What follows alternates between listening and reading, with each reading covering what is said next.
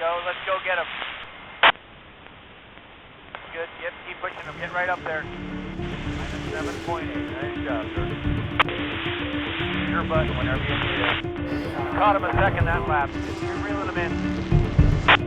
Gotta keep pushing him. So our class leaders are a few cars behind. It's always very weird feeling if an engineer tells you to go quicker, because you know, most of the time in our class we are nose to nose, we are bumper to bumper, and that means we are already on our limit. And then, you know, he gets on the radio and says push and go even quicker. That's very weird, but it motivates and always helps a little bit. We try to be, you know, on our limits every lap, and just the same, have fun, enjoy it. There's a very nice example. I think it was last year.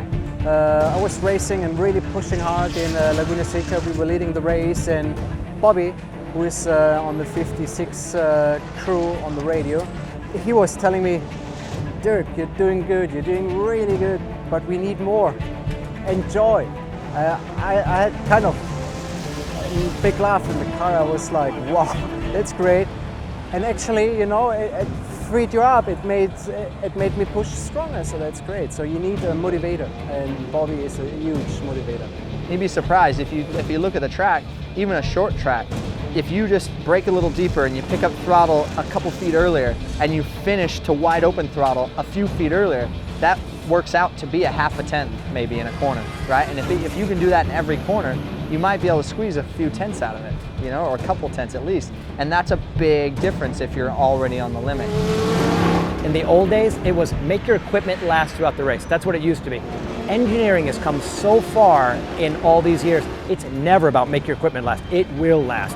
These engineers are so smart and so switched on that technically the cars are indestructible. Let's call it that, right? Unless you make a mistake. Tires are strong. They're designed to go the limit. Fuel windows, they're designed, they know this stuff is so good that a race is turned into 100% aggression the whole race. You're racing as hard as you can. And sometimes you tip it over. You go to 105, 110%, you're sideways, you're back.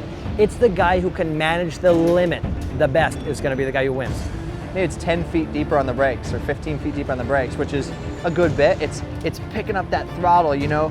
Last time you rolled through the corner and you're like, I could have just squeezed a little throttle. Just get the car rolling a little bit everywhere. Just get it rolling and just start to run that ragged edge, you know, pick up the throttle, work the tire just a little harder, you know. When you have a car that repeats and is perfect, you can run it right to the ragged edge and know it's going to give it to you and bring it right back. And so you are flirting right on the edge. The only thing you have to be careful then is that you don't do any stupid mistakes, because as our class is so tight and everyone is really on the same level, it's very easy to outbrake yourself, because if you want to overtake someone who's nearly the same speed, you know, most of the time the shot goes to the back and you lose position. So it's difficult, but that's the pressure we have to live with really. But that's what motorsport is really.